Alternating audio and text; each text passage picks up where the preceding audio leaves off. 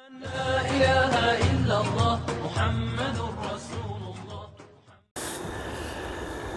दोस्तों, नमस्कार, अस्सलाम वालेकुम। मेरा नाम अब्दुल अंसारी है और मैं अपने चैनल में उन तमाम भाई बहनों को तहे दिल से स्वागत करता हूं जो मेरी आवाज़ को सुन रहे हैं। और मालिक की रूह सोल जीवात्मा जो आपके अंदर बैठी है उसको नमन प्रणाम सलाम करता हूं। अगर आप परी साधना, जिन्नात साधना, मौकिल साधना, फरिश्ते की साधना, किसी देवी देवता का साधना या अपने परेशानियों से आप खुद परेशान हैं और बार बार आपके मस्तिष्क में, आपके माइंड में ये विचार आता रहता है कि मैं कौन सी साधना करूं, कौन सी नहीं, कौन सी साधना मुझे लाभ दे सकती है, कौन सी साधना से मैं कुछ पा सकता हूं।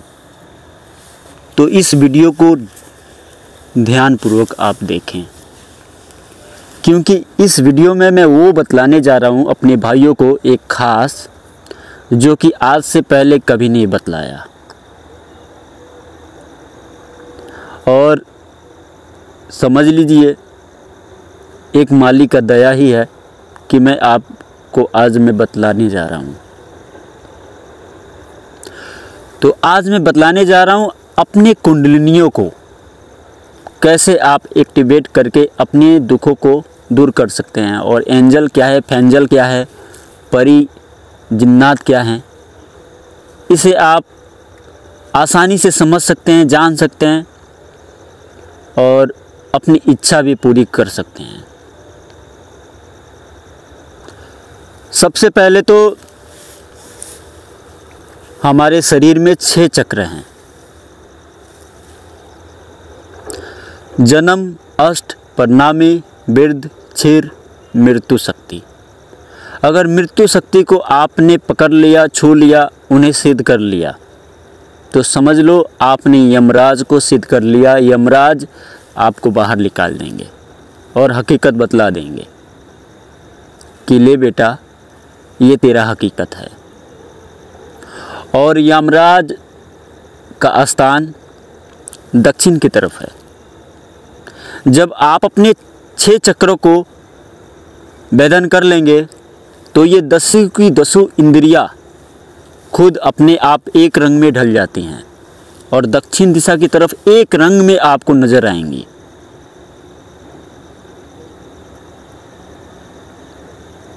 और जिसे आत्मबोध कहते हैं वो आपको चुटकियों में हो जाएगा अगर आपने उनका दर्शन कर लिया तो। 10 चक्रों का आपने दर्शन कर लिया तो यमराज का दर्शन आपने कर लिया, मृत्यु शक्ति का आपने दर्शन कर लिया। एक बार करें या 100 बार करने, ये आपकी मर्जी, भावना के ऊपर और विश्वास के ऊपर डिपेंडेंट करता है। अगर आपकी भावना उस कदर रही तो आप रोज़ दर्शन करेंगे। आपकी भावना अगर थोड़ी भी खराब हुई तो फिर नीचे गिर जाएंगे, क्योंकि यहाँ पे चढ़ तो सकते हैं पर गिरने में बहुत जल्दी गिर सकते हैं अगर अपने आप को आप संभाल के नहीं रख पाए तो चलिए मैं बतलाता हूँ। अगर आपका कुंडलिनी चक्र एक्टिवेट होता है तो क्या क्या अनुभव होते हैं। सबसे पहले तो ये सारी की सारी शक्ति हमारे जो नाखून है यहाँ से शुरू होती है, यहीं से स्टार्ट होती है चढ़ना। और जब साधना में आप बैठते हैं तो आपका पैर दर्द करता है, हाथ दर्द करता है, ये दर्द करता है, वो दर्द करता है। देखें, मेरी बात ध्यान से सुने।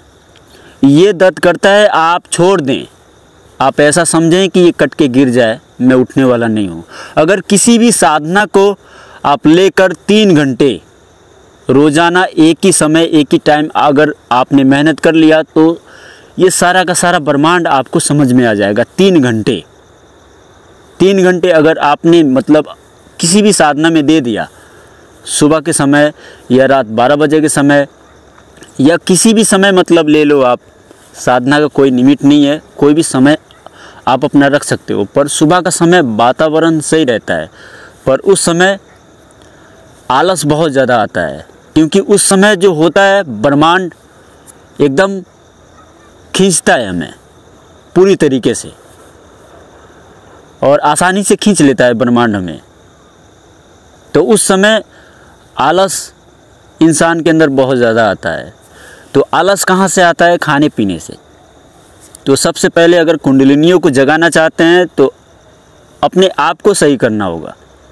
मैंने क्या कहा कि हमारे अंदर 6 चक्र हैं, जिसमें से 3 चक्र ऐसे हैं जो ऊर्जा जल्दी से जल्दी केंद्रित हो जाती है। आप अपनी ऊर्जाओं को समेट लेते हैं जल्दी से जल्दी। कौन कौन से चक्र हैं? एक है स्वाद चक्र, एक है हृदय चक्र, एक है आपका आज्ञा चक्र। यहाँ पे ऊर्जा जल्दी केंद्रित हो जाती है। और खाने पीने में कंट्रोल आपने नहीं किया तो यहाँ पे नहीं ऊर्जा केंद्रित होगी। और बाकी ऊर्जा तो ऐसी है, जो भी चक्र हैं वहाँ पे ऊर्जा को केंद्रित करना बहुत ज़्यादा मुश्किल होता है, सूक्ष्म बनाना पड़ता है अपने आप को, तभी जाकर वहाँ ऊर्जा को आप महसूस कर पाएंगे। और अपनी ऊर्जाओं को वहाँ आपने मतलब टिका दिया, आपने रोक लिया, तो सारे के सारे भंडार धन का वहीं से आते हैं। जो 3 चक्र मैंने बतलाया, यहाँ से ज्ञान के भंडार खुलते हैं। और जो 3 चक्र है वहाँ से सारे के सारे धन का दरवाज़ा है। तो अगर खाने पीने में कंट्रोल आपने कर लिया तो वो 3 चक्र भी आप खोल सकते हैं। अपनी ऊर्जाओं को केंद्रित आपने कर लिया तो। हृदय चक्र जब एक्टिवेट होता है तो सबसे पहले आपको ऐसा लगेगा कि मेरा शरीर एकदम गोल घूम रहा है, ब्रह्मांड जो है एकदम नाच रहा है। और आपको हवा भी दिख सकता है। किसी हवा को आपने देखा है इन आँखों से, पर अंदर की आँख जो रूह सोल की आँख है उससे आप हवा को भी देख सकते हैं। बिल्कुल उनको महसूस कर सकते हैं, देख सकते हैं आप। अंदर की आँख से वो दिखाई देते हैं। तो यहाँ जब सारी की सारी ऊर्जा केंद्रित होती है तो ये अभ्यास होता है, ये हमें फील होता है। और रहा सवाल स्वाद चक्र, जब एक्टिवेट होता है तो आपको काम वासना इतना ज़्यादा मतलब जागृत हो जाएगा कि उसे कंट्रोल आपने कर लिया, तो आपने सारी की सारी ऊर्जाओं पे मतलब केंद्रित कर लिया।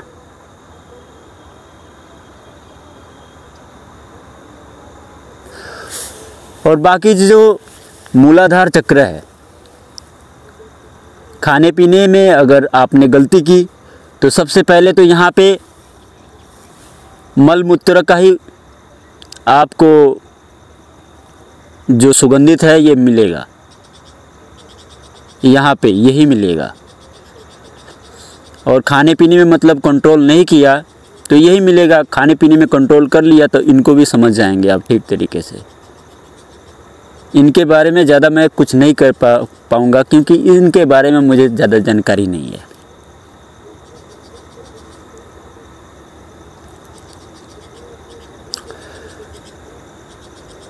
सबसे पहले तो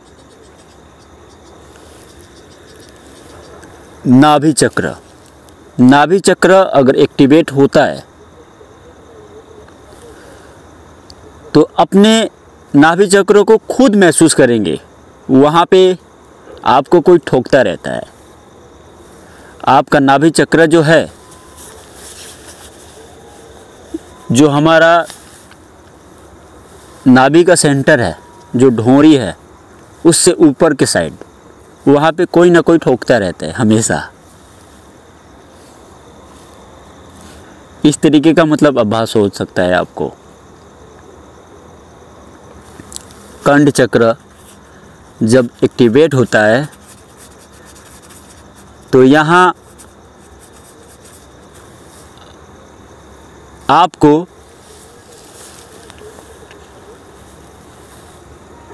कुछ हवा हवा के टाइप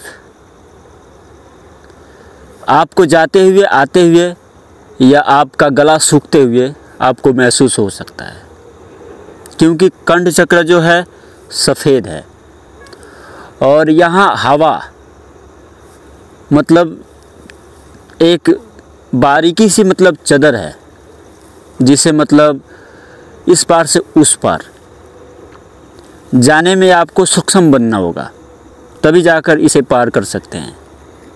सूक्ष्म, अधिक से अधिक सूक्ष्म बनना होगा। तो अगर आपने अपनी सारी ऊर्जाओं को जो आज्ञा चक्र है आपने मतलब केंद्रित कर लिया और आपके मन में, मस्तिष्क में ये विचार उठ रहा है कि ये दुनिया नासवान है, यहाँ से मैं चला जाऊँ किसी ऐसी जगत में जहाँ पे मतलब यहाँ आना ना हो। एक भी इच्छा आपके अंदर रहेगी तो आपकी जीव आत्मा वो मृत्यु शक्ति खींच नहीं सकती। सारी की सारी इच्छा जहाँ जाना चाहते हैं वहाँ रहे, तभी जाकर आप अपनी ऊर्जाओं को खींच के वहाँ ले जा सकते हैं।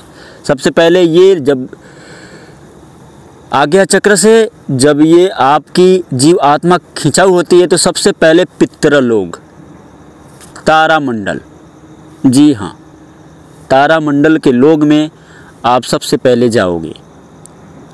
और जब आपका जो तीसरा आँख खुलता है तो सबसे पहले ब्रह्मांड का ही दर्शन होता है, तारा का ही दर्शन होगा जब तीसरा आँख खुलेगा तो। नहीं तो बाकी अगर आपने चांद का देखा, सूरज को देखा, इस तरीके से तो आप अपनी कुंडलिनियों को जगाओगे तो ढेर सारे मतलब आप चक्रों को देखोगे। पर जब तक आप मृत्यु शक्ति को, यमराज को खुश ना करो, जब तक ये आत्मबोध होने वाला नहीं है, क्योंकि यमराज के ही हाथों में रहता है मृत्यु को बाहर निकालना, मौत को आपको अभ्यास कराना।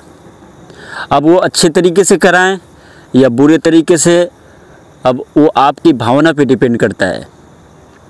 अब कोई मरने के समय में उसकी आत्मा इच्छा अधिक से अधिक प्रबल रहती है, वो मतलब ज़्यादा से ज़्यादा मतलब गुनाह, गलती और ढेर सारे मतलब ऐसे कर्म उसने किया है कि जो नहीं करना चाहिए, तो उसकी आत्मा जल्दी निकलती नहीं है, वो डरती है।